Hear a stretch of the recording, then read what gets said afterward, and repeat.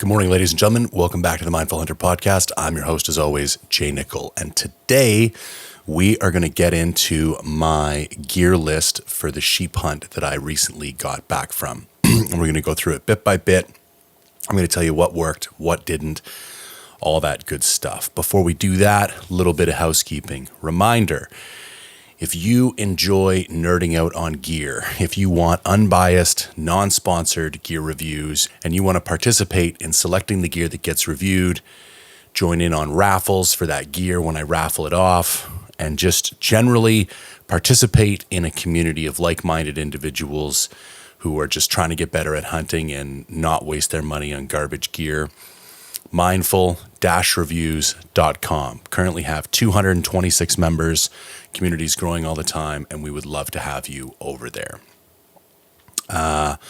Also, quick update about my September hunt. So I was originally supposed to go on a fly-in caribou goat hunt, and my partner had some health issues, some like physical health issues with his hip, and so had to pull out. So instead of trying to force that trip, what I've done instead is I'm just going to pull an audible and I'm going to go on a completely different trip. I was going to fly in by myself, and it just doesn't make any sense to do that. So what I'm actually going to do is go elk hunting solo for 10 days. So if you're going to be elk hunting this year, I want to hear from you. I'm trying to cover as much elk content as possible over the next month. So going to be doing interviews with people, going to be doing my gear list, and I want to hear from everybody who's going elk hunting. Also, I'm hoping to do a bit of an elk hunting tour.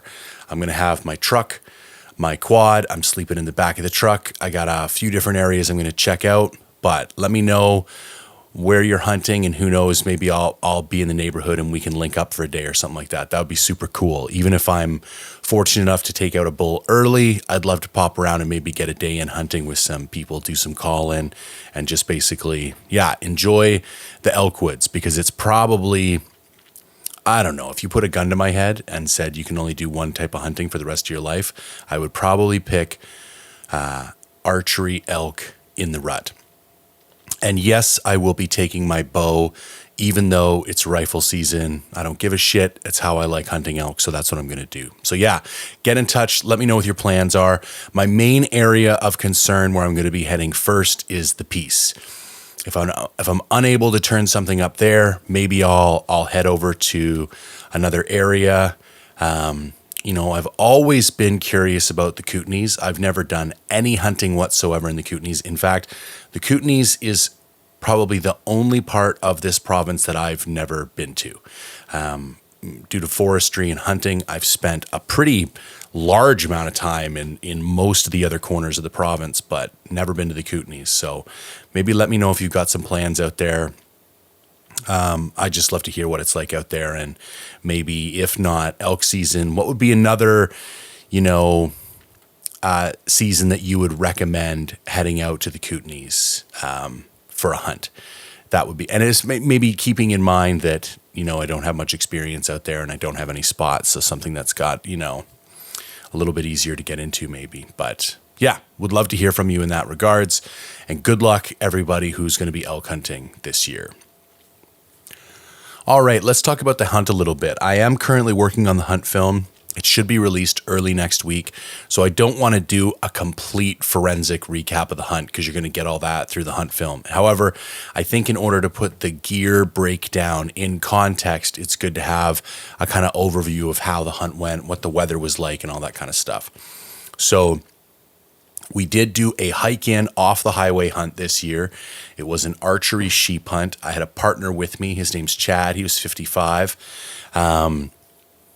He was in decent shape, had some knee issues, so there's a little bit of complications there, but got to give it to the guy. Tons of heart, tons of grit, never quit, never whined. So that was, it was part of the hunt, and good on him for being as tough as he was. But it wasn't like mission critical. Like there was nothing, we were never worried that he was going to have to lift it out. It was more just like, some breaks while hunting and that kind of stuff. I mean, hiking, some breaks while hiking and that kind of stuff. But Overall, not a big deal. But I don't hunt with people very often, and I liked it. It was definitely different. I'm used to being by myself. I think, and this is kind of like a bit of a digression, but I tend to make better films when I'm by myself, I feel like. Or at least when I get home, they feel more robust. And I was trying to explain it to my wife last night that when you're by yourself, you end up capturing all of the decision-making process because there's nobody else to talk to. So you end up talking to the camera because it just feels more natural that as you're kind of working things out and deciding where to go and deciding what to do, because you're doing it in your head anyways, you might as well do it with the camera on. But when you're with somebody, you tend to do all that stuff together. And it feels weird to turn a camera on and point it at the two of you while you're having a natural conversation. Now, there are people like the hunting public, born and raised outdoors.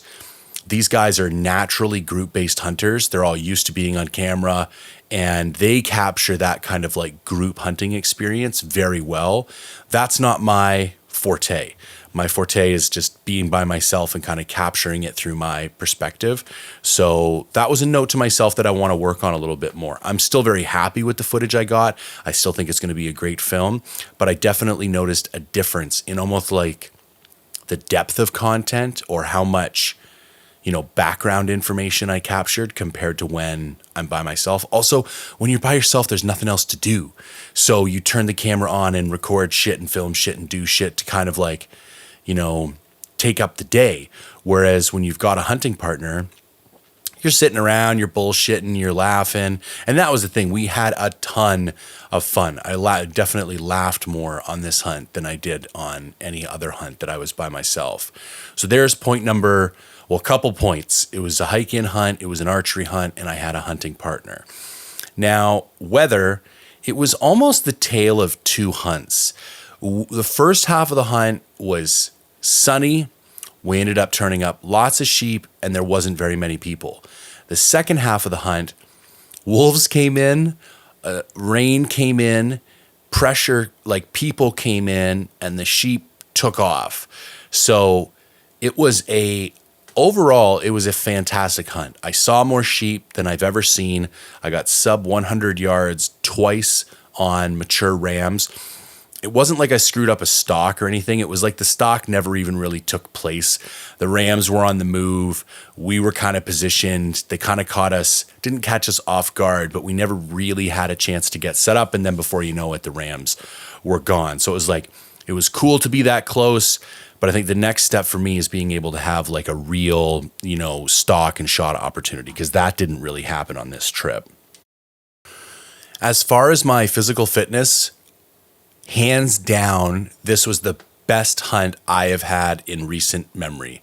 Like probably since my elk hunt in 2019, which was the last hunt I did before I started getting ready for my bodybuilding show. I spent almost 4 years getting ready for that show. And since that elk hunt in 2019, I've always been, I think, over 260 for all my hunts. And I showed up for this hunt at 238 pounds, came out at 228 pounds. So I lost 10 pounds on this hunt. It was pretty aggressive. We did lots of hiking. I took quite a bit of food. I'll get into that later on. So I don't think there was any way to really, being a guy of that size, I mean, most of that is just water weight. I've only put on 1 pound since I got back though. So that's, satisfying is not the word I'm looking for. It's encouraging because, maybe I did shave some real weight while I was out there, but I felt phenomenal. No knee issues, no back issues. Boots felt great. Like I didn't have no hot spots, no blisters. Like it just felt like I could hike and hike and hike. Normally, I feel like it takes 3 days until you hit your stride hunting. And this trip, it was like right out of the gate on the hike in, I was like, let's go. So that was really rewarding because it just felt, man, I can grind through a hunt. I can put my head down. I can be, too heavy and have knee problems and all the rest of it and get through it. but it's like every day you wake up and you're looking, towards those kind of grinder hikes, it weighs on your mind and it's not nearly as enjoyable of an experience. Whereas this one, I never had that sense of dread about any of the hikes. Like, we're going to move camp, no problem. Let's throw it on our back and get out of here. It was great in that regard. Now, the other note that helped there is this is the lightest pack I've ever gone in with by a mile. So final weight on the pack with everything except bow and water was 65.8 pounds. That includes camera gear. That includes 12 days worth of food. That includes everything. That would be the other note. The hunt was, we spent 12 days hunting on this trip. And that can be challenging, taking in that much food, averaging 2 pounds a day. I mean, normally you do a 10-day hunt. Some people count their hike in and hike out days. They might only be taking 8 or 9 pounds of food, which could be as low as, 16 pounds. 8 or 9 days of food, which could be as low as 16 pounds. And 12 days of food with all the packaging, turned out to be 24 pounds. So that's another 5 or 6 pounds that was in there. But 66 pounds, 65.8 technically was my final pack weight. So between having my physical fitness in check and having, adding on that decent pack weight really sealed the deal on feeling extremely competent getting around the mountains this trip. All right, with all that out of the way, let's dive into the gear list. So the last thing I think I'll take a moment to talk about is people and pressure. So, because it kind of makes you think about the type of hunts you want moving forward. This was definitely the most people I've ever run into on a sheep hunt, for sure. Also the most sheep I've ever run into on a sheep hunt. So it kind of begs the question, do you go places where there are lots of sheep and people know there are lots of sheep, where you're going to run into people? Or do you go to places that might not have as many sheep, but probably won't have as many people? Now, none of those things are ever guarantees. You could go to a place where you think there's sheep and there's no sheep and there's still tons of people. And you could go to a place where people think there's lots of sheep and nobody shows up and you got the place to yourself and there's sheep everywhere. But that being said, there's normally this kind of 2x2 matrix of sheep presence along the x-axis and people presence along the y-axis, and you got high and low for both. And normally when known sheep presence becomes high, known people presence becomes high. And the same is true for when they both become low. And it made me think that, I'll be honest with you, I would prefer lower sheep populations with lower pressure. For what I'm looking for in a sheep hunt, don't get me wrong, I want to kill a sheep. But specifically with sheep, I'm looking for that intense remote experience where I feel like I'm finding a new corner of the map. And I'm really out there on my own, discovering something and having a good time. And if that means less sheep, especially after this hunt, it made me realize I'm okay with that. I don't mind that. So that was a bit challenging. I think we saw overall the 12 days, 21 people, which, is a bit of a kick in the nuts. Now, here's one last point I'll make before we get into the gear list. I want to have a talk about hunter etiquette, and I'd love some feedback from you guys. So overall, the people that we ran into, or at least saw from a distance, all the engagements were very respectful. Like, I remember one night we got to this section, we saw these rams, we're about to make a play, and then we spot these two guys up on a hill. And it was maybe 3:00 in the afternoon. And me and Chad were having a talk about it. And these rams were kind of like moving off of one hill and onto another hill, but it wasn't clear whether those guys were going to keep chasing them or not. And we weren't sure where they were camped. And there was limited area to hunt, but basically we came to the conclusion that for that day, they'd got there first. We were going to stay off the hill. We were going to sit in camp and just glass, figure out a game plan tomorrow. But we also agreed that tomorrow's a new day. There was definitely people in there, and we can't give up whole mountains to people and just stay out of them, because you still have to hunt. And I kind of think like a new day is a new day. But when you show up and somebody's on a hill, in my mind, that's your hill for the day. If I get up before you tomorrow, maybe that's my hill tomorrow, but that's another battle for another day. And we stayed off the hill. And those guys came down off the hill. They walked to their camp, which actually wasn't too far. So the next day, they packed up and they left. And we kind of had the hill to ourselves for a day or two. Now, funny enough, 2, maybe 3 days later, we're on the exact same hill. I'm sitting on some sheep. It was just lambs and ewes, but there was a high probability of some rams kind of coming over the back and down to these lambs and ewes because it had happened before on a previous day. And we're kind of sitting in this, I don't know if you'd call it like a little ditch or a little swale, like a bit of a cutout or a depression. So the sheep couldn't see us real well, but from the front of the face, looking at the face, you could see us no problem. So these other hunters come into the valley. There's 4 of them, 2 husband and wife couples, 2 couples. And they're kind of getting ready, set up at camp. And we can glass over there. We see what's going on. After they've been there for a couple hours, they're glassing up at us. It appears like they know that we're there. And so they start walking towards us. And me and Chad are kind of looking at each other like, what's going on here?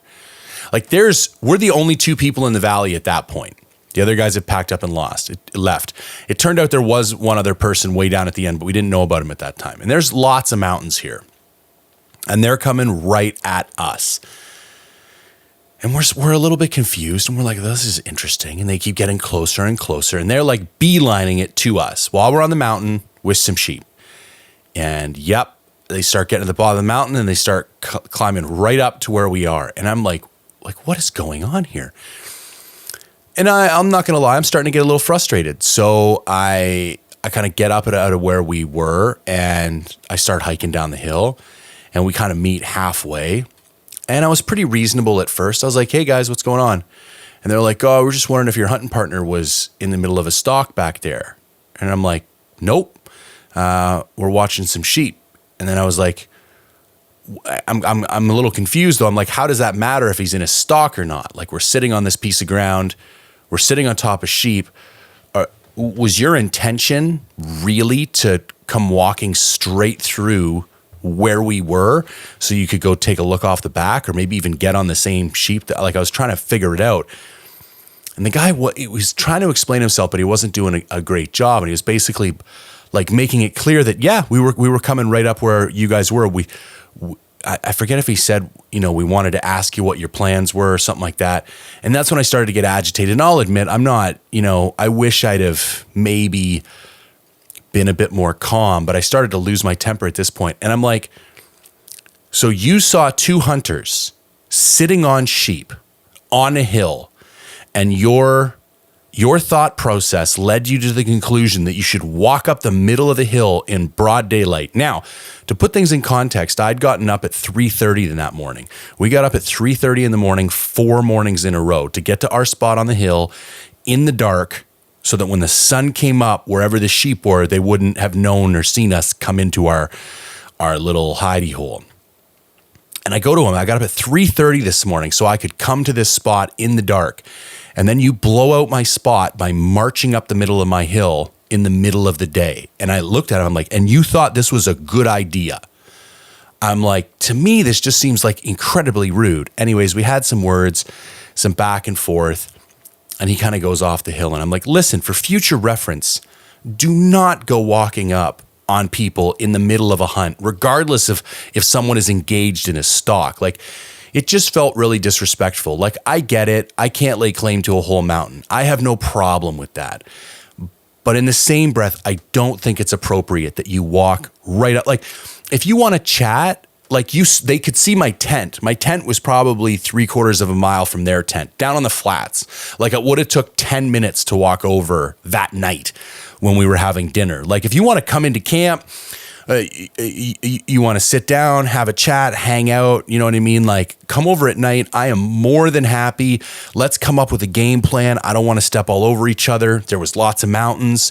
There was still decent sheep numbers at that point. Like, let's figure something out. But do not come walking up to me in the middle of the hunt. Anyways, long story short, what I'd like to hear from you guys is like, what are your feelings on this etiquette? Like, because I was talking with my partner, and he's been in several occasions where people scooped him hard on sheep, like would walk right past, and there does seem to be varying opinions on what is appropriate etiquette out there. And I'm not always right. Maybe I shouldn't have lost my temper. Maybe it is all right to walk up on people in the middle of the day. I don't know. That just kind of blows my mind. But anyways, would love to hear from you guys, either in the comments section or shoot me an email or a DM. And I'm just curious, like, where people stand on this. Like, what is appropriate etiquette in hunting situations? And is there a difference between species? Do you know, like, I feel if you're at a trailhead, or not a trailhead, but you know, lots of times when you're hunting elk or deer, you're kind of at a landing, like the end of a road, and you're sitting there and glassing, and you're not right in the mix. Now, if I'm in that situation and you come walking up to me, I think that's fine. That's great. Let's have a chat. There's no animals within 100 yards. You're not impeding my ability to hunt. But when you're literally like sub 100 yards from a group of animals and clearly hiding so they don't see you, to me, you don't walk up to people in that situation. Anyways, that I had to give my head a shake afterwards. And I will say they never walked up to us again. My hunting partner was like, holy shit, that was intense. I'm like, well, you know, someone once said, what's that saying? I do not suffer fools lightly. And the fact is, I don't. Well, now that we've successfully got all the ranting out of the way and we're probably half an hour deep into the podcast, let's actually get into the purpose of this podcast, which is not to talk about idiots who stomp up hills in the middle of the day. It is to talk about gear. So top of the list, I took my EXO K4. I'm still running the 7200 prototype. Knocked it out of the park. I just got to say again and again, this is my favorite pack. And I will say on my goat hunts this year, where I had close to a 90-pound pack, and I think I can do better this year, but winter goat hunts are more challenging to pack for, because there's just simply, by the time you add in some crampons, cold weather gear, climbing rope, you know, a heavier stove, and all the rest of it, it's a lot. And I wouldn't say some frustrations with the pack, but it would like, I'd start to get some hot spots, or it'd start slipping down my back. And I don't think it's really fair to assess a pack, you know, for its overall fit and function at 90 pounds. I think it's important to know how it carries 90, 100, 120 pounds for pack outs.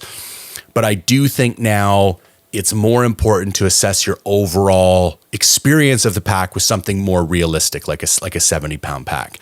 Because at 65 pounds, like it was a dream. And as I was eating my food and it got a little bit lighter, it was just, I can't say enough good things about this pack. Now, the only issue that I did have, and I did have a prototype pack, there was one area of stitching that started to let go. And I talked with EXO after this, and there was a significant change in that particular area between the prototype and the final. Because when I sent a picture to Mark and I was like, hey, this little area let go, can I send it in for repair? Right away, he's like, oh, that's your prototype pack, isn't it? And I'm like, yeah, it is. He's like, okay, that part got changed. Send me yours because I want to see what happened, but we're going to ship you out one of the final production packs because it doesn't have that particular weakness. So that, just more points for those guys. Do you know what I mean? Like, it was so funny that a weakness in the pack that took me a year of beating the shit out of it to notice, they had already found during their testing process and fixed before the final versions went to market. So K4 knocked it out of the park. Up next, we have the Argali Owyhee one-person shelter. Now, this is a trekking pole shelter that's two pieces. It is a floorless shelter sill poly tarp, coupled with an inner mesh liner with a sill poly ground sheet attached to it. And you basically clip these together and mount it with a trekking pole. I will have a video next week coming out reviewing this shelter. Right now, This is my favorite one-person shelter I've ever run. It is sub 2 pounds. It is very roomy inside for a one-person shelter. The biggest learning I had with it when I first started pitching it, I was pitching it tight to the ground, and that kind of minimized the headroom a little bit. And there was a couple condensation issues on the inside, which you're always going to get, especially with single wall shelters.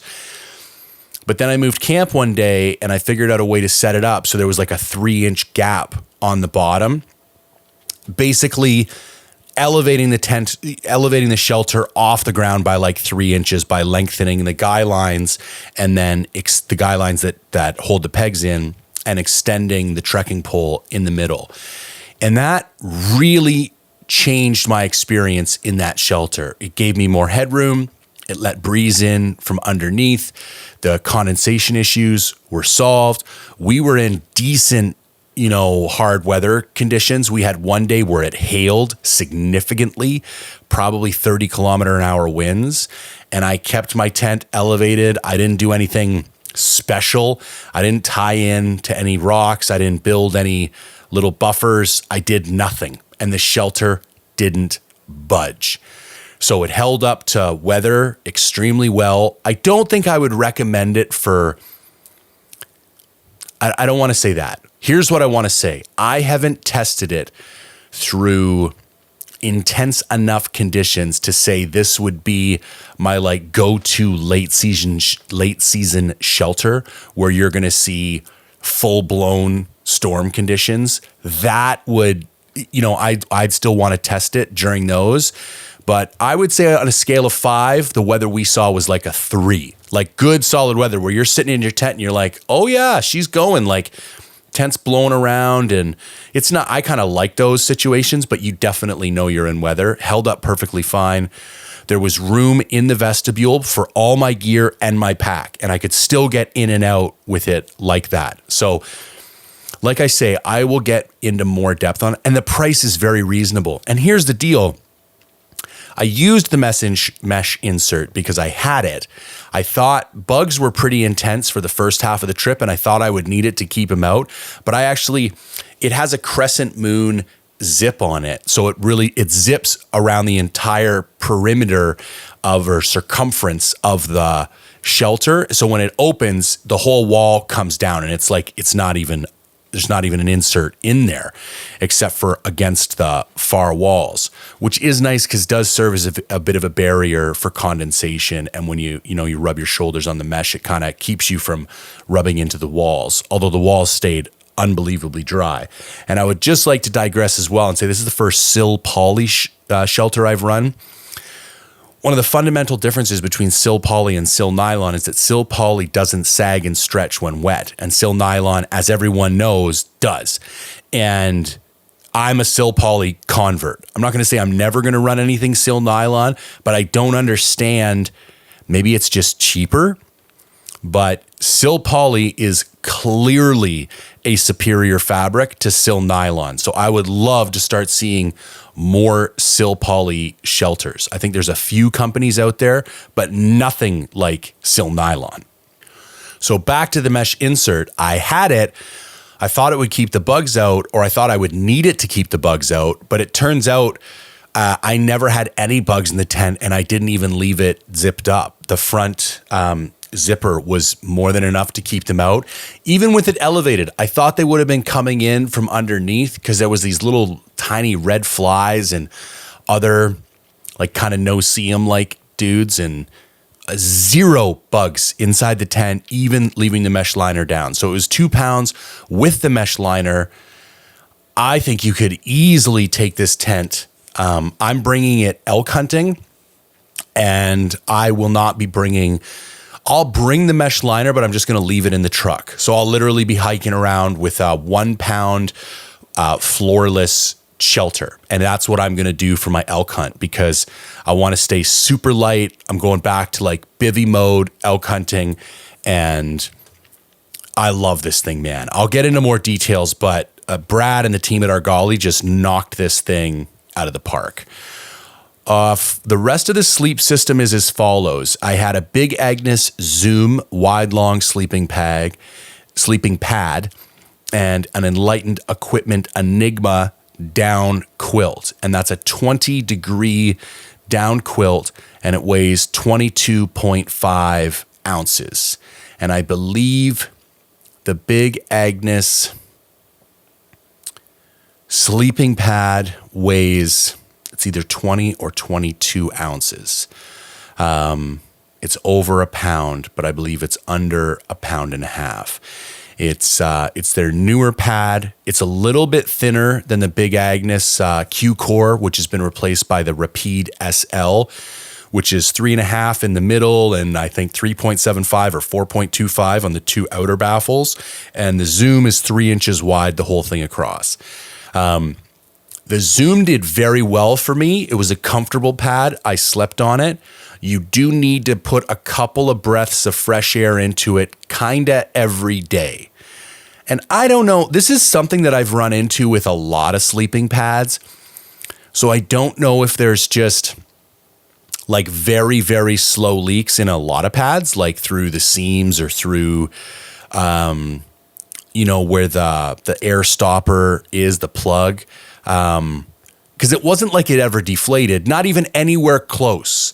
But let's say you got to camp or let's say it was full in the morning. You get to camp, you set up camp, you fill it up in the morning, or at noon you fill up your pad. Because I did notice I've always wondered if this has something to do with air pressure, because I feel like when I fill the pad up when it's hot at noon or 2, and then by the time I go to bed, it's 8 or 9 o'clock at night, temperature has dropped significantly. Like the temps would fall off a cliff out there around 7 o'clock. It would get cold, like puffy jacket cold. Then when I go to bed and I feel my pad, it's lost that kind of firm bounce. And I literally open it up. I put 2 small breaths in it and it pops right back up to full firmness. And I've always wondered, is this a function of pressure or is it a function of actually leaking? Now, the data point that leads me to believe it's not just from pressure is that if it was, when you put those 2 breaths in, when the pad warmed back up, it would almost be over full now.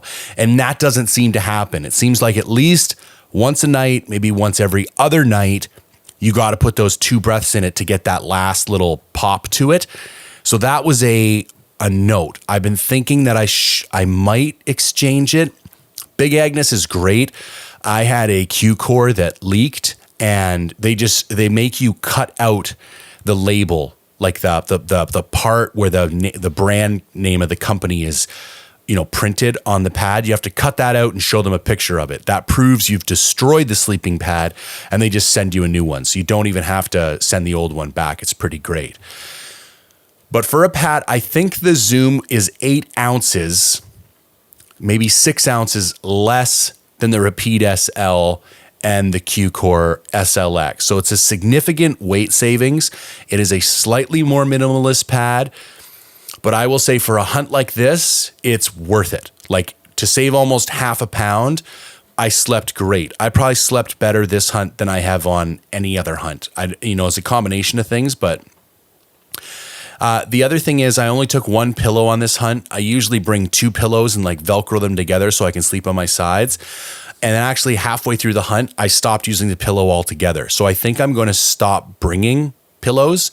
I usually always bring ultralight rain gear, the Sitka Dew Point system, and a puffy jacket on almost all hunts, because especially here in BC, you could easily drop down to 10 or 12 degrees at night. And when you're sitting outside, that's kind of puffy jacket weather, maybe 6 or 8 degrees. But, and you always should have rain gear in British Columbia because it could rain on you at any time. And that Sitka Dew Point stuff is unbelievably light. So it's like, you're almost an idiot to not bring something like that. By the way, if you're on a budget, go look at Frog Togs. They have this like $30 rain gear that weighs next to nothing, and it's not going to last you 10 years, but it will get you through, and it's the perfect kind of backup rain gear. Anyways, I put all those clothes in a dry bag, and about halfway, and I was trying to layer that with the pillow for the first half of the hunt, and then I realized if I just kind of rolled that dry bag in the correct way, it was the perfect pillow. So I've kind of come full circle from never using a pillow to using 2 pillows, all the way back to not using a pillow now. And that was just basically weight savings. I'd never weighed those two pillows. And when I weighed them together, they weighed almost half a pound. And I was like, okay, I don't mind taking a couple luxury items, but bringing a half a pound of pillows seems a little bit excessive. So for my elk hunt, I will not be bringing that pillow, and I will just be using some clothes stuffed into a dry bag. Now, the last note of shelter items that I brought was my Z-Pax Dyneema 7x9 flat tarp. Use that thing definitely not every day, but probably at least half of the days. We had some really intense weather the second half of the hunt, and we would be sitting up on the hill for over 16 hours because we would leave camp. We'd wake up at 3:30, leave camp by 4, and we'd be hiked up in the mountains by 5 a.m., and we wouldn't come down until 7 or 8 at night. So a good 14, 15 hours up there. And it got to the point where at the first couple of days I was like waiting for the rain to start, and then it became apparent that it was going to be rainy and windy all day, off and on. So as soon as I got to my spot in the morning, we'd split up by the end of the second or third day hunting this spot, so we could have different vantage points. As soon as I got to my spot in the dark, the first thing I did was drop my pack and set up my tarp because the wind was down in the morning. Made it easier to set up. I used a single trekking pole style. What I will do is I'm going to post a picture on my Instagram of how I set this tarp up. So if you're curious how I set my tarp up on the mountain, let me know. If you're curious what this looks like, go to my Instagram. You'll see that picture and you'll see how I set my tarp up. But I basically have Dyneema cord permanently attached to line locks on my tarp, and I peg it down at the back, put a trekking pole in the middle at the front, and then peg down the other two corners with like maybe 6 to 8 feet of cord, leaving it nice and elevated, but providing a really good shelter from the rain. So highly recommend that. The tarp itself weighs 5 ounces. There's probably 2 ounces, maybe 3 ounces of pegs and guy lines that you got to bring with you. Okay, let's move on to clothing. Now, I was going to wear a Lululemon or a Cool base layer, that's Kuhl, and I kind of chickened out at the end, and I went back to the core lightweight hoodie. It was an archery hunt. I tried to dye one of those shirts a camo pattern, and I failed dramatically. As soon as I put it in the wash, it just came out like a shade darker, and the whole camo pattern I'd kind of printed on there ended up running off, and I just didn't feel comfortable archery hunting without camo. I recognize this is irrational. There are killers everywhere who are wearing solids and not spooking animals. I recognize it's not how they see, but it was just psychologically, I was just like, I want that camo. Now, that being said, I'm in discussions with Stone Glacier right now to be testing a good chunk of their apparel. And so if we can work things out in time and get the gear here in time, I should be archery elk hunting in some Stone Glacier solids. So I'm going to have to get over it. But anyways, for a top base layer, I ran the Sitka Core lightweight hoodie. Now that I'm down in size, a extra large tall fit extremely well. Up next, Lululemon boxers. Everybody knows how I feel about Lululemon boxers. I did have a negative experience where a 3-month-old pair ripped on me. I thought that was kind of ridiculous. I emailed them. They said they weren't warranty replacing them, but they sent me a gift certificate for $30, which I was like, well, that sounds like a warranty replacement to me, but I think they just didn't want to take responsibility for it. So I'm still but I bought 6 pairs and it was the only pair that did that. And the other pairs are holding up. Now, for example, on a hunt like this, I only take 1 pair of socks and 1 pair of underwear, the ones I'm wearing. I never change in the entire 12 days.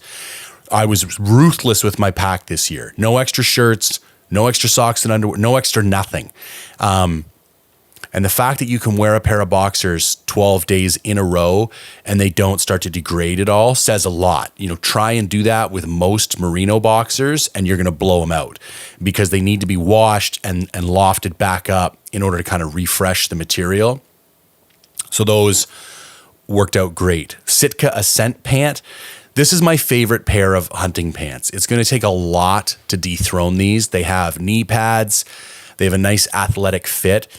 I still have to size up to a 38. I'm normally a 36 waist, but with these pants, I have to run a 38 so I have enough room in the thigh, and which means the waist is a little big, but I wear an Arcade stretchy belt, and I don't even really notice it once they're on. But it is one note of fitment that I want to share. I've gone back and forth between heavy pants that take longer to get wet and lighter pants that get wet faster but dry faster. And for my style of hunting and my body type, I prefer the lighter pants. I tend to run hot, so I would rather get a little wetter but be a little cooler. I wore a Sitka ball cap almost the entire hunt. I really like that ball cap. I ran Schnee's Beartooth boots, my favorite all-purpose boots on the planet. Obviously, I can't wear them for extreme, sheep hunts, and where we were wasn't crazy for hiking in shale and rock and cliffs and stuff. So these boots were perfect. I can't recommend those boots enough. Darn tough over calf socks. Only had one pair, wore them the entire time. They didn't degrade in any way, shape, or form. They held up. I did take them off every night and just kind of left them in the top of my boots in the tent so they could air out a little bit. Other than that, that's the other note I want to make. I sleep in all my clothes every night. And some people don't like doing this. And here's the biggest reason. It used to be because I would use my sleeping bag to dry out my system. So if I got wet during the day, I would get in my sleeping bag at night, close it up. It's a quilt actually, but close the quilt up. And, through the process of moisture evacuation, my body heat would push all the moisture out and I would wake up bone dry. So that's why I started doing it. But when I went to bed basically bone dry every night. So the question is, well, why would you still sleep in your clothes? Funny reason, it's easier to get up in the morning. I found myself, when you strip down to your boxers, maybe it's a couple of percentage points more comfortable to sleep at night, but there's always a slight delay in the morning. You're like, it's cold. I don't want to get out of my quilt. And then depending on where you put your pants and stuff, maybe you put them in the foot of your bag, but maybe you left them out. Maybe they're kind of damp with condensation. Who knows? But there's always this moment of hesitation in the morning, which sometimes can stretch out 5, 10, 15 minutes. When I'm fully clothed, that moment of hesitation is gone. The alarm goes off. It's time to hunt. Quilt gets opened. I hop out of bed. There's no worrying if it's cold or wet or anything like that. So it's more of a little mental hack to make getting up in the morning less frictious.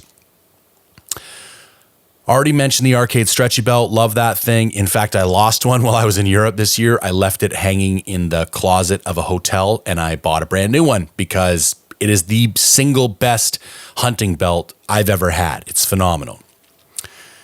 Ran the Argali trekking poles. I will have a review on those up next week. There's some good, some bad. Overall, they're very well constructed. If you've purchased a pair, you have nothing to worry about, but there's definitely a couple of points of feedback I have that are just not perfect in my opinion. And ran the Ultra Gators from, I forget what they're called. He has two kinds. One's called the Silverback and one's called something else. I can't remember. These are still not commercially available, so you can't buy them yet. They should be available early next year, but I really like these Gators. Now, up after that is so that was basically my system that I was wearing all the time. Now, here's what I packed. The Sitka Ambient hoodie, which for me is still one of the most versatile pieces I own. It is more breathable than the Core Heavyweight hoodie, but it's warmer than the Core Heavyweight hoodie. It dries faster. I know it's expensive as hell, guys, but I can't recommend this piece more than I do. In addition to that, I took the Sitka Kelvin Aerolite puffy jacket. Big fan of synthetic puffy layers and a real big fan of that Aerolite material. I think it's within 10 to 15% of the warmth and weight of a down piece, but you don't have the vulnerability of getting down wet. So I think it's a much more robust piece. I took the Dew Point jacket and pants. Wore them each a little bit. The jacket more than the pants, but they're extremely lightweight. I think the jacket is 14 ounces and the pants are 12 ounces. So 26 ounces. So you have a pound and 10 ounces. So just over a pound and a half for the two. They're always in my pack on no matter what hunt I go on. I recommend those highly. And for gloves, the only thing I took was a pair of Mechanics gloves. You know, the MECHANIX Mechanics. They're like a brand name of gloves. I have found, finding great gloves incredibly challenging. If they're thin enough to still provide dexterity, they seem to, fall apart within a couple of hunts. And if they're thicker than that, they make my hands sweat and I can't feel anything. So I'm constantly taking them on and off. And then I'm like, well, there's no point. Let's just leave them off. And then another thing with gloves is once they get wet once, unless you get a break in the weather, they tend to stay wet. So I just leave them in my pack. Gloves are a frustration. Best solution I've found is Mechanics gloves. They're like $20 and they're a nice blend of thin enough that you can have dexterity and thick enough to provide some protection. I did kind of wish I'd taken my heavier gloves. There was 2 or 3 mornings where we were glassing that it was like pretty chilly and some thicker gloves would have been nice, but you gotta draw the line somewhere. I also brought my Sitka Jetstream beanie, which I normally sleep in, but I left my ambient hoodie on most nights and I just used the hood from the hoodie. So I actually never put the beanie on once. Optics, Zeiss Victory Harpian 95 millimeter, AKA the Eye of God. Thing is a tank, man, but man, does stuff look good through it. And I knew we were going to potentially be in the situation where we would need to age a sheep based on ring count, and I wanted all the help I could get. Now, interesting to note, I do have a Kawa 66. I've already bought it. It's sitting at my post box in the States waiting to get picked up. I'm getting it tomorrow morning. I will start reviewing that immediately. Would I have taken that if it had shown up in time? Probably. The Zeiss is just so big, man, that it's a lot. I think if you were partner hunting where you could get away with one spotter between the two of you, there would maybe be an argument to take it. But I also don't know how realistic that is. I like looking through my spotter a lot, and I don't know if I want to be in a situation where I have to share my spotter. But yeah, not much to say about that. I recommend it highly for optical quality. I do not recommend it much at all for pain in the ass because, it's almost 6 pounds, maybe more than 6 pounds. I think I have it written down here as 81 ounces. What's 6 times 16? It would be 60 plus 36 would be 96. So no, it's 5 pounds, right on the money, 5 pounds and 1 ounce. It's a lot. In addition to that, I had my Swarovski NL Pure 12x42. I love that glass. Favorite binos, hands down, enough said. I have my Alaska Guide Creations binocular case. I actually just had to drop that off to get fixed at a seamstress. Small note for you guys. Any of your heavy grade stuff you're looking to get fixed with Cordura, like backpacks, bino cases, gaiters, you can't take them into regular seamstresses because they don't have the equipment to fix stuff like that. What you want to look for is a luggage repair or shoe repair place. And lots of times they will note that they do both luggage and shoes. That's the best bet. I took it to one. The guy wanted $125 to fix it. He's like, I'll give you a 5-year guarantee. I'm like, bro, it's sewing. You know what I mean? Like, no, I don't want a guarantee. And he's like, okay, 95. And I'm like, this is insane. I'm like, no. Literally the next day, take it to a place down the street and they're like, yeah, $20, man, come get it next week. And I was like, thank you. Like, this is going to take 10 minutes. It's 2 areas that need to be sewn up that have let go. I am in the process of looking for a bino case, and I'm going to be honest with you. None of the ones currently on the market do exactly what I want a bino case to do without spending a fortune. The only one that I can put together that kind of satisfies my needs is the FHF. And by the time I put all the components on there that I need, it's 600 Canadian dollars. And I'm just like, you can buy a backpack for 600 Canadian dollars. Like, I'm sorry, but this is insane. Like, it's too much. I just can't in good conscience pull the trigger. And I was like, oh, I'll do a review on it and maybe raffle it off or give it away after, and that'll justify the cost. But then I'm like, am I really going to tell people to go spend $600 on a bino harness? Like, that just seems absurd. And here's my struggle. Obviously, I need a place to carry my binos. There's problem one. Number two, I need a rangefinder. Okay, that's not that big a deal. Number three, I'd like a place to put my bear spray. Okay, that seems to be a fairly solvable problem on a few of the systems. The problem is the phone. So I run an iPhone 12 Pro Max, and when you put the phone scope case on that or any other case, it ends up being about like 3.1, 3.2 inches wide and 6.25 inches long.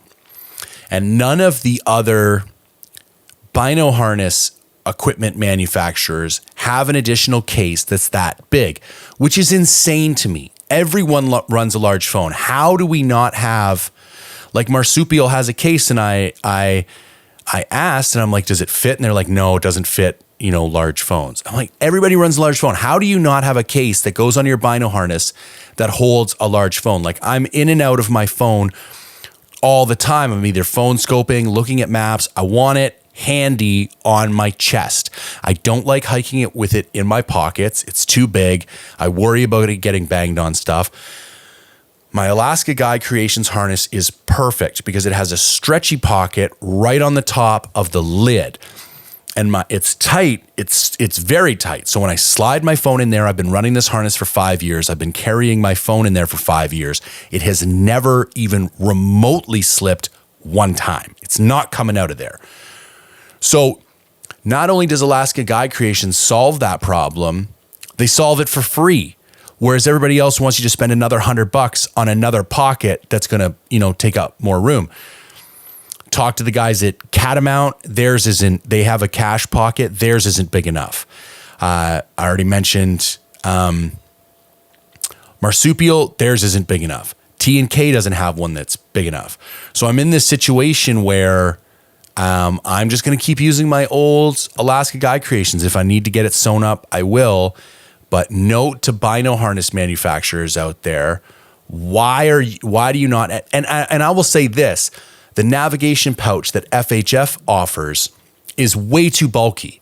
It holds. You can put batteries and an inReach and a phone, and it's like this big gigantic thing. And I'm like, okay, well, that will work. But that's not what I'm looking for either. I want a zipped up pocket or a sleeve that I can leave open that attaches to my bino harness that I can with ease slide my phone in and out of, that won't get in the way when the bino lid is open. That's all I want. I don't know why that's such a difficult thing to make. And it shocks me that it's not something that's so clearly needed that somebody hasn't developed it already. So there you go. There's my rant on bino harnesses. So for now, I'm sticking with my Alaska Guy Creations. I took a Leupold RX 1200 TBR rangefinder for a budget rangefinder. I think it's a great option. I brought some lens cloths, and I like bringing the Zeiss wipes. So they're like individually wrapped lens wipes that have moisture on them. The reason that these are really nice is that when your binoculars are wet, when you use a dry lens cloth, you tend to just move the moisture around because they're not very absorbent. When you use an alcohol-based wipe, it actually evaporates that moisture off of the lenses, and it's way more effective. So I really like having Zeiss wipes. I learned that goat hunting. Once all my stuff got wet in the winter, nothing would clean the moisture off of the binoculars and the spotting scope. It just kept moving the moisture around. But if I used a lens wipe and then just kind of let the air sit on it for 3 to 5 seconds, it would dry it completely. For a tripod, I took the Tracer BC with the Tracer Panhead. It was a decent system. I'm not going to go into it in depth because I have a review coming out of this one. The Asiac equipment tripod just showed up, and I think a really interesting video is going to be Tracer versus Asiac. I think that's going to be more beneficial for you guys than just reviewing the Tracer and then a month later just reviewing the Asiac. I think comparison reviews are very helpful. I will say there are some things about the Tracer that frustrate me, to the point where I wouldn't recommend anybody goes and runs out and buys it. Listen, it works. There's nothing fundamentally wrong with it. It's not broken, but there are definitely some things that bug me about it. So I will share those in a video soon. For digiscoping, I used a phone scope. I did a bit of rant before I get in. Everybody's all about MagView and Ohlins, and the amount of DMs I get with people like, do you know how to make the MagView work? Or my Ohlins won't line up. And I'm like, no, I've never used either. And the fact that this many people can't get them to work tells me there's something wrong. And the freaking things are hundreds of dollars and a phone scope's like $50. So I was like, I don't understand the need for innovation in that space. I thought the phone scope worked just fine. In fact, my buddy Danny, who has an Instagram account and makes videos with his friends under Backcountry Carnivores, good local boys here from Vancouver. I just watched a story on his where he had the MagView, he had it all set up, and it was proving to be so problematic that he actually ordered a new phone scope, and he's just taking that instead of this like multi-$100 MagView system. So I don't know, take that with a grain of salt, but yeah, I'm a little bit confused. I don't think any of these new systems, because the only people I see really recommending these systems are the people who are paid to recommend it. Guys like Elp Shape, who is working with MagView, and other people who are clearly working with these companies seem to love these things, but I can't find anybody who's not paid to like them, who's evangelically spouting, the highlights of these systems. So for me, phone scope until future notice. Moving on to camera gear. I brought my Sony A1 with a Rode Video Micro, a 24 to 70 mil second generation G Master f2.8 Sony lens, GoPro Hero 11, an Insta360, and a variety of batteries, mounts, and etc. I won't go crazy in depth on camera gear. Everything worked extremely well. I've been running this system for multiple years. I know it inside and out. I know exactly what I need and exactly what I don't. Worked great. I will be putting together it's going to be a guidebook. It's going to be a guidebook for solo filming in the backcountry. Not really a book per se, but maybe a 5-6 page downloadable PDF. I'm going to start working on it now. Probably won't be available until the new year. But if there are elements of filming in the backcountry that you're particularly interested in, drop me a note and I'll make sure that I put my thoughts around those issues in the guidebook. Okay, some miscellaneous stuff that I brought. I bring half of a Thermarest Z-Lite. Those foldable closed cell foam sleeping pads. I usually cut one of those in half and I use it for a variety of things. Most often just to sit on. Sometimes I put it under my sleeping pad. Most times I don't. Highly recommend that. Really lightweight. Also, I found it was very useful for helping to strap my bow to the back of my pack. So I would lay my pack down flat. I would put my bow on the back of my pack. Then I would fold up the Z-Rest and put it kind of between the riser and the sight. And then when I strapped things down, it was compressing the pad, not the bow. And then you had all this padding between the straps and the bow, and it actually held the bow way more solid than just directly across the bow, because it was kind of compressing the whole riser, not just two thin points on the riser where there's still some ability for it to rotate. That worked really well. I have lip balm down here. What I should have, I have this little sun stick at home. It's like sunscreen that comes in a thick stick like chapstick, but bigger, but maybe an inch in diameter instead of 3/8 of an inch or half an inch in diameter. I got sunburnt lips on this trip, which is really weird. My bottom lip got sunburnt and I ended up getting 2 blisters. And it was kind of painful. Like, it wasn't the worst thing in the world. I survived, but like, it was annoying 4 or 5 days. So I kept lathering on the chapstick, but it wasn't really helping. So I'm going to bring one of those face sticks with sunscreen next time, because I think having a little bit on your face, you really get the shit beat out of you up at elevation by the sun. And I think it's important to take care of ourselves. I took 2 hunting knives, one from Hut 2 Lifestyle here in BC, another one from Bruce Culberson. Didn't get a chance to use either of them. Caribou Gear carnivore game bags, took 3 of those. Sterapen, as always, worked flawlessly.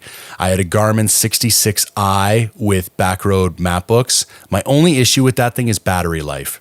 If you leave it on all day, it nukes about 3/4 of the battery, because it's bigger, it's got a bigger screen, it's doing more stuff in the background, and I wish there was like an inReach mode. Like, I wish you could just shut I don't want to see the map, I don't want to see anything. I want to shut everything off but the inReach. Well, that begs the question, why don't you just take an inReach Mini? Because the Garmin 66i provides backup navigational functionality and real functionality, like an actual screen you can see, actual maps that are worthwhile and helpful. And after the issue with my phone last year, I always carry some type of backup navigation. I keep it somewhere else on my system so that if something happens to my phone, I still have the 66i as backup. And the solution there I found is just keep it shut off. Wake up in the morning, inReach everybody you need to, and then just shut the thing off and turn it on as you need to. And you do that, battery lasts forever. iPhone 12 Pro Max. Yep, it's an iPhone, worked great. My luxury item, my GSI Microlight 500ml coffee mug. Love this thing, man. Now, for battery power, I took the 20,000 milliamp hour Anker 525 battery cell, and I also brought a 21 watt Anker solar charger. And my buddy had a Goal Zero solar charger. His sucked balls. We were putting them side by side, and my Anker was charging things 3 to 4 times faster. Like, it was wild. Even in low light conditions, his wouldn't charge anything, and I was still getting, 2 to 3% every 10 minutes on my phone, even in heavily overcast conditions. So highly recommend that Anker 21 watt solar charger. You can buy it on Amazon. It's like $60. I'm really not impressed with all these brand name battery and solar products. I think they're all white label manufactured at the same places overseas, because it seems like when I just buy the Anker stuff, it just kicks the shit out of everything else. Brought a 1 liter Nalgene, of course. Now, my stove. I ended up going with a Jetboil Minimo. It's the lightest stove I own, and I ended up having regulator issues on it. So this is the second equipment failure I've had with a Jetboil in probably 3-4 years, which doesn't sound like a lot, but Jetboil only has a 1-year limited warranty on their equipment, which I found shocking. That really says a lot to me, that they're only willing to stand behind their stuff for a year. Like, it's a stove. You're only using it for a couple months out of the year anyways. And when I inquired about the failed regulator, I could still get it to work, but it was unreliable. Sometimes halfway through a cook, it would just shut off. And if I took it apart and put it back together, I could get it to fire up again. But it was like, I don't have enough confidence in it to take it on another hunt, because I feel like at this point, it could just die at any time. So, yeah, it failed, hit them up, told them what happened. They said it's out of warranty, and the replacement part is $75. The stove itself was like $160. So I decided I already have my MSR reactor, which is only 2 or 3 ounces more, way more reliable, better in cold weather, just a superior system overall. You can take the larger fuel canisters. It's just way better.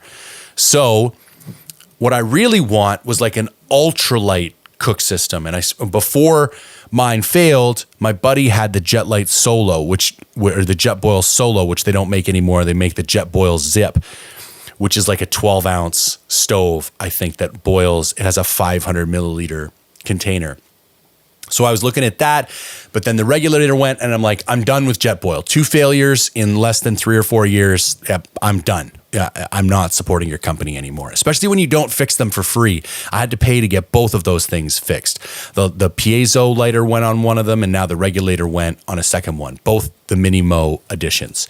So I actually bought a MSR pocket rocket, and then I got a 550 milliliter titanium, essentially looks like a coffee cup with a lid, but it's a small pot, and it's just large enough to fit a 100-gram fuel canister.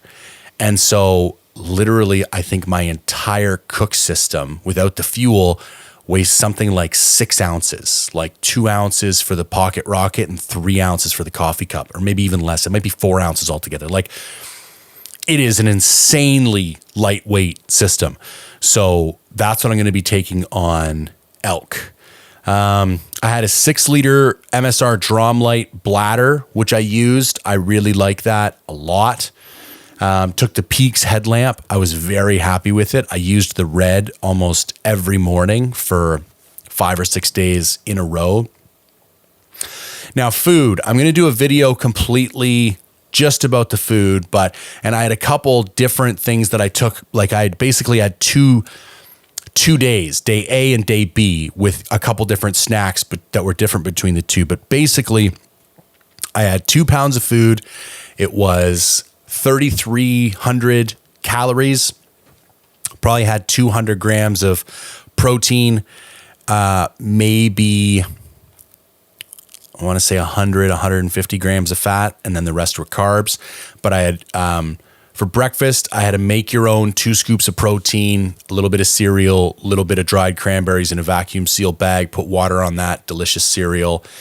Brought 4 sleeves of Via Starbucks instant coffee, thing of trail mix, a Green Belly meals for lunch, a couple packs of Chewies, a sausage, Peak Refuel for dinner, a protein bar, had extra MCT oil powder in the Peak Refuel dinner. And I also brought some kind of keto coffee creamer and keto hot chocolate.